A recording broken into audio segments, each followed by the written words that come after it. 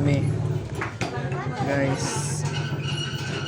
Ito, may kalamansi pa, oh. Anong pangalan nito? Anong pangalan? Dami overload ka pa po. Ang dami.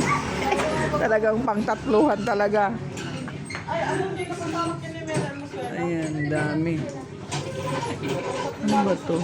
Ay, may kalamansi pa siya, guys. Ayan. Ayan. Ito yung kanya, oh. Diba? Ayan, wala na akong dumi overload. Ayan. Ano ba ito pangalan nito? Ay, meron siyang egg. Ayan yung egg ko, guys. Good for 3% pa talaga siya. Ayan. Lagyan na lang natin ng kalamansi. Mama, hindi pa ako makalakad ng ano ko.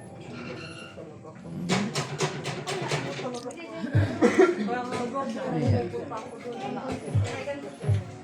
Lumi overload.